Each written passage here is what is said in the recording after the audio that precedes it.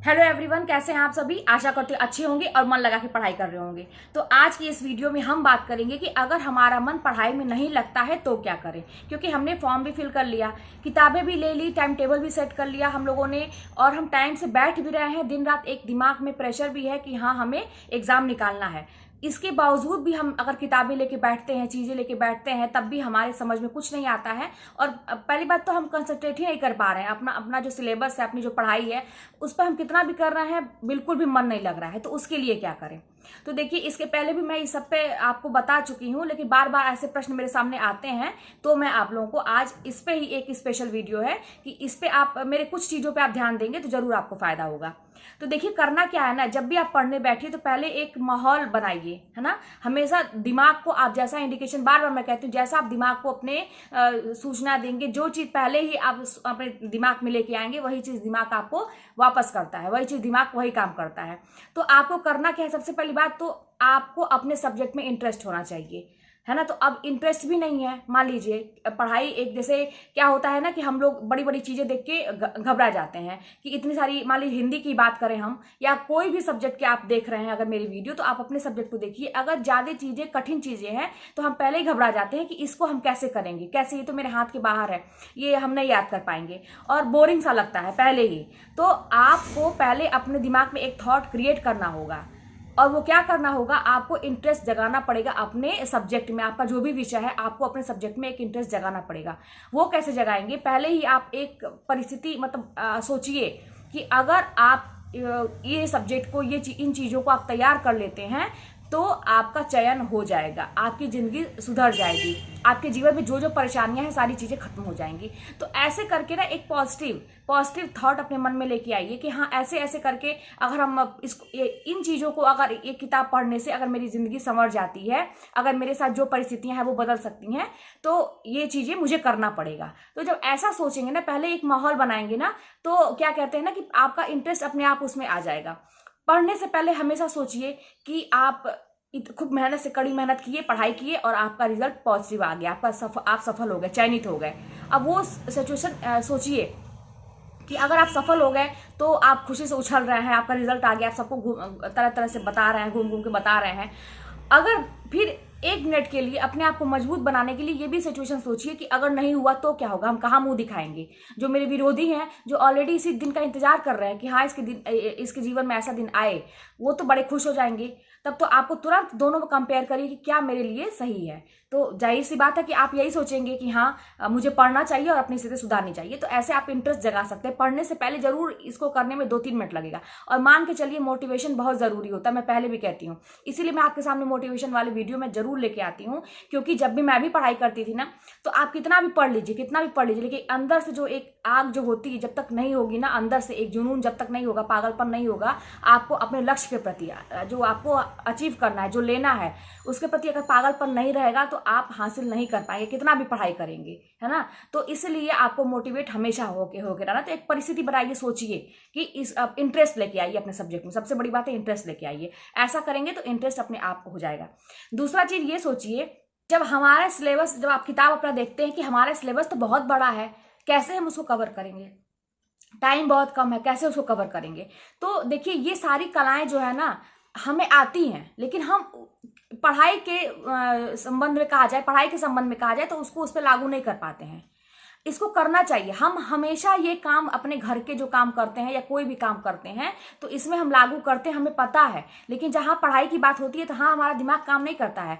तो ये सब आप लोग जानते हैं। जैसे हमारी बहनें बहुत परेशान रहती है कि बहुत काम है, दीदी सिलेबस नहीं हो पा रहा है, ये है वो है, परिवार बड़ा है। भाई मेरे हैं कि मैं प्राइवेट कंपनी में जॉब करता हूँ, अभी एक कमेंट आया था, आप बताइए क्या करूँ, कैसे टाइम है। तो देखिए, जब भी हमको कभी, अगर हम लोग ऑफिस में काम करते हैं, या मेरी बहनें हैं या हम लोग हैं, जब अपने किचन में अपने घर परिवार को देखते हैं, जब सुबह के उठते ही लगता है कि बहुत ज्यादा काम है आज, तो हम करते क्या है, कामों को बांट लेते हैं। ये सोचते हैं पहले ये काम करेंगे, फिर ये काम करेंगे, फिर ये काम करेंगे। इस तरह से कामों को निपटाते हैं अपने, उसको छोटे छोटे भागों में बांट के, ना कि इकट्ठा है। एक ही बार लेके हम नहीं बैठते हैं। जैसे मान लीजिए खाना ही बनाना है या उसके साथ साथ और भी कुछ देखना है, तो सारी चीज़ों को हम नहीं लेंगे। हम सोचेंगे चलो पहले खाना बना लेते हैं, उसके बाद ये काम करेंगे, या चलो पहले घर की सफाई कर लेते फिर ये काम करेंगे। हमेशा हमको पता है ये सारी चीज़ें, हम अपने घर के काम में खुद लागू करते हैं।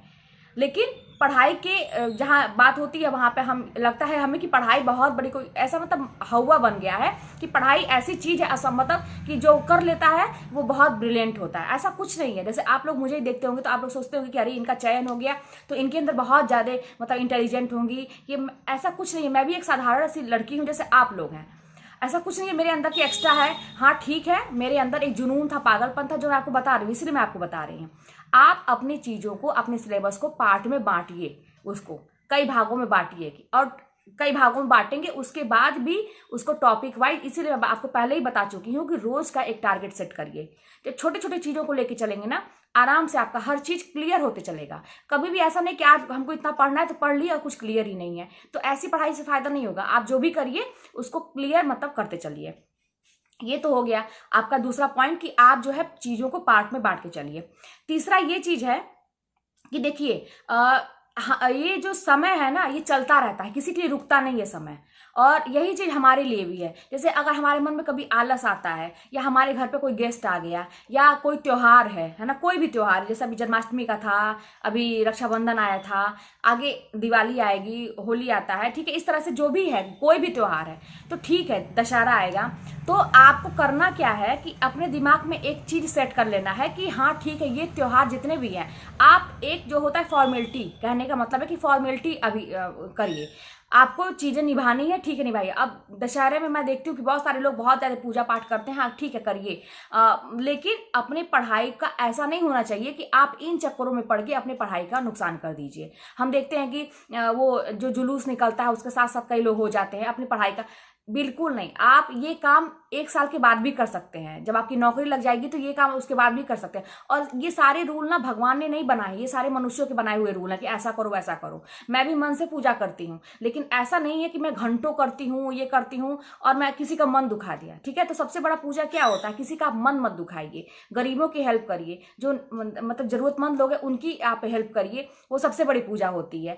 तो कहने का मतलब है कि इन चीज़ों में, किसी भी चीज़ में, कोई गेस्ट आ गए, कोई आपके दोस्त आ गए, कहीं शादी है, कहीं पार्टी है, तो इन सब चीज़ों को थोड़ा सा इग्नोर करिए। कोई त्योहार है तो इग्नोर थोड़ा सा ये करिए कि करिए, लेकिन उसके चक्कर में आपकी पढ़ाई नुकसान नहीं होनी चाहिए। ये काम हम बाद में भी कर सकते हैं, फिलहाल के लिए उसको एक मतलब एक जो फॉर्मेलिटी होता है, जितना जरूरी चीज़ है उतने ही करिए, ठीक है ना। आप मेरी बात को समझ रहे होंगे कि मैं क्या कहना चाह रही हूँ।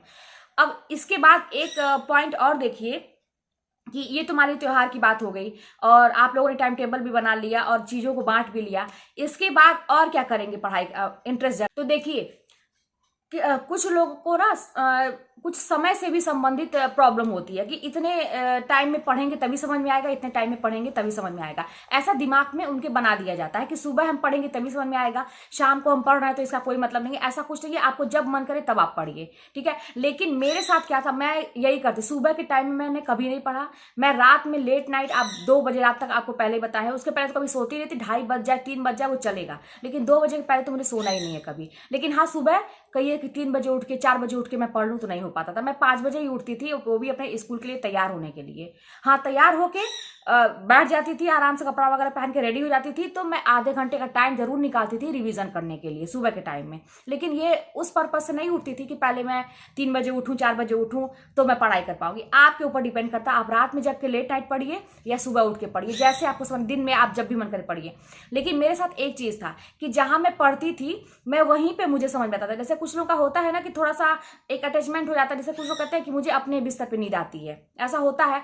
तो ये चीज़ था मेरे साथ कि मैं जहाँ पे पढ़ती थी वहीं पर जब मैं पढ़ती थी तो मैं कंफर्टेबल फील करती थी। बाकी अगर मैं कोई आ गया, हालांकि मैं ड्राइंग रूम में बैठ के पढ़ती थी क्योंकि मैं वहीं पर सोती हूँ ड्राइंग रूम में ही, और वहीं पे अपने बिस्तर पे ही पढ़ती थी। कोई स्टडी रूम और अलग से टेबल वगैरह नहीं लगाया था मैंने।